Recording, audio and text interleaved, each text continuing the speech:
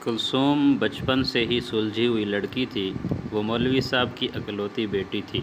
جب وہ جوان ہوئی تو اس کی خوبصورتی کے چرچے پورے گاؤں میں ہونے لگے۔ ایک رئیس کا بیٹا اس پر اپنا دل ہار بیٹھا۔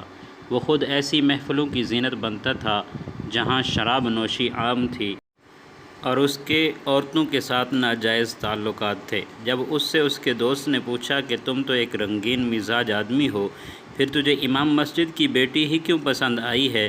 تو اس نے جواب دیا کہ یہ سب چیزیں تو میں دل بہلانے کے لیے کرتا ہوں، مگر میں ان کو اپنے گھر کی زینت نہیں بنا سکتا۔ اس کے دوست نے کہا، اگر تم اس لڑکی کو اپنانا چاہتے ہو تو تجھے یہ سب چھوڑنا پڑے گا۔ یہ سن کر رئیس کے بیٹے کو غصہ آ گیا۔ اس نے اپنے دوست سے کہا کہ میرے معاملات میں بولنے کی ضرورت نہیں، میں وہی کروں گا جو میرا دل کرے گا۔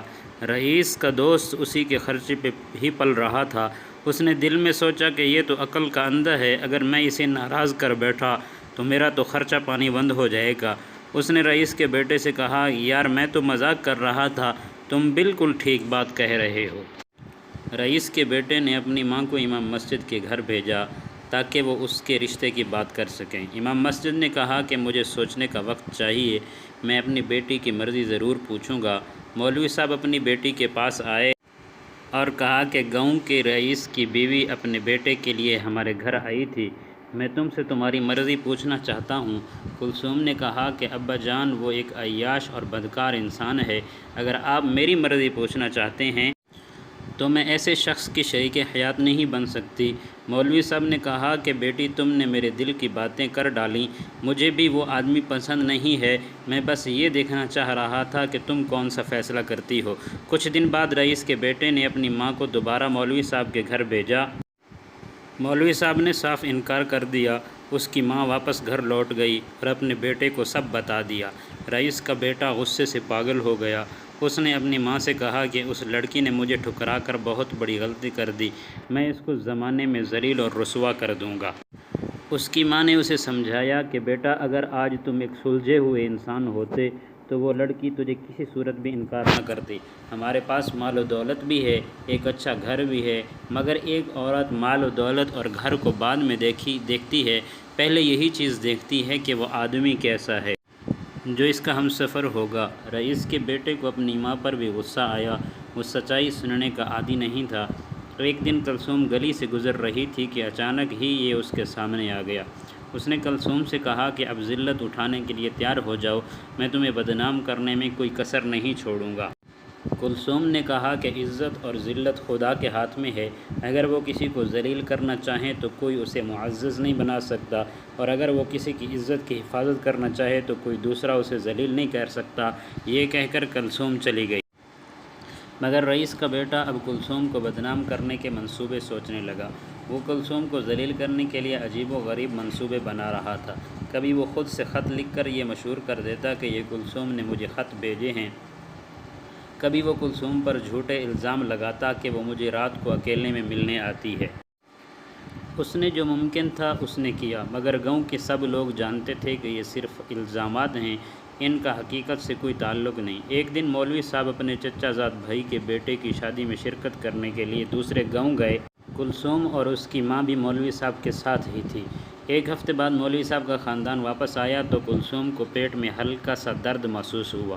مولوی صاحب گاؤں کے ایک حکیم کے پاس گئے تو اس نے کچھ ادویات دے دی اور مولوی صاحب کو تسلی دی کہ آپ کی بیٹی جلد ٹھیک ہو جائے گی۔ 5 مہینے بعد کلثوم کو دوبارہ درد ہوا۔ اس دفعہ بہت شدید درد تھا جس کی وجہ سے کلثوم بے ہوش ہو گئی۔ کلثوم کا پیٹ پھول چکا تھا۔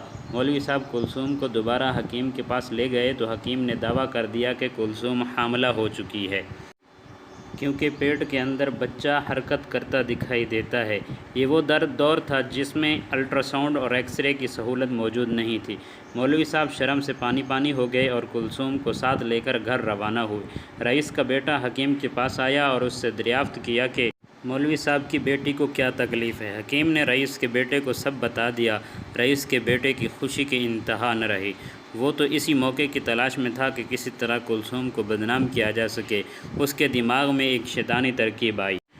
اس نے ایک میراثی کو بہت سارے پیسے دے کر کہا کہ پورے گاؤں میں مشہور کر دو کہ یہ مولوی صاحب کی بیٹی بغیر نکاح کے ہی بچے کی ماں بننے والی ہے۔